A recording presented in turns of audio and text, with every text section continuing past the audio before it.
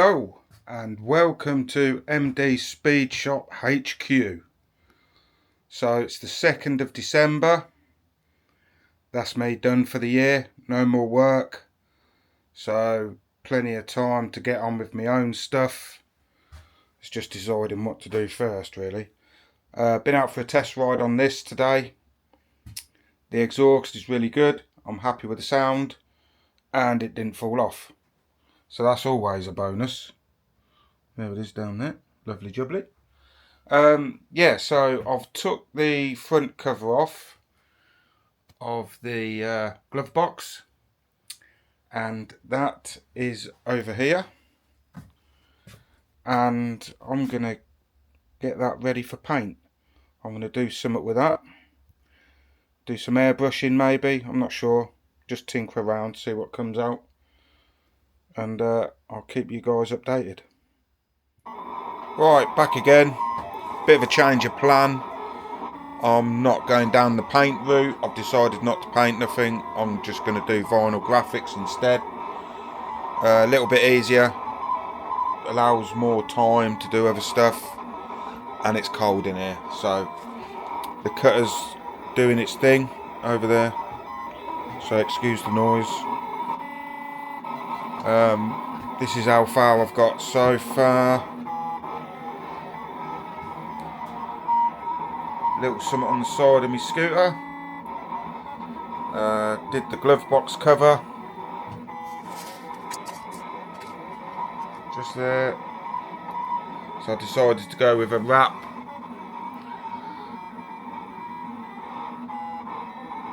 Which is the forged carbon fibre effect. So while we're here, I got asked a few questions. How I did the lights on my scooter, how I wired them up.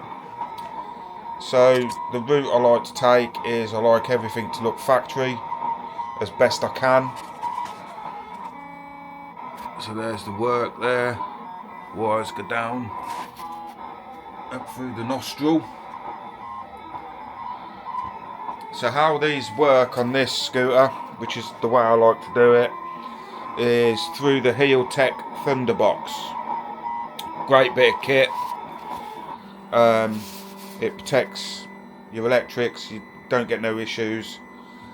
So basically this is how it works. I have got the switches, they're wired in. Machine stopped now. So they're wired in, so you can turn them on and off manually. So basically how it works, ignition on, so obviously they're dead, they don't work. However, we start scooter up. Now what happens is, there we go, on they go. The Heeltech Thunderbox detects the bike's charging and switches itself on.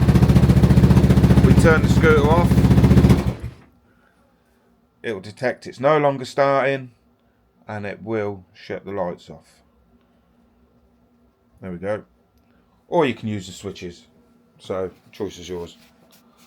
So that's what I use. It's tried and tested. Brilliant bit of kit.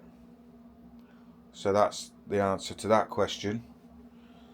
The other one was setting my clocks into the panel. So obviously you see how everyone sees how these clocks come, and they come with a sticky backing, and you just stick them on and you end up with a ridge. Doesn't really look very nice, so I cut these in so they sit nice and flush. That one over there is the same. Takes me 5 minutes to do, really easy job.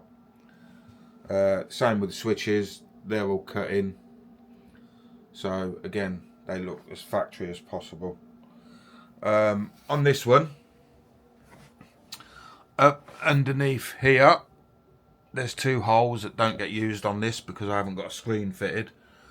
So I've put two LED lights in there. So when I turn the ignition on,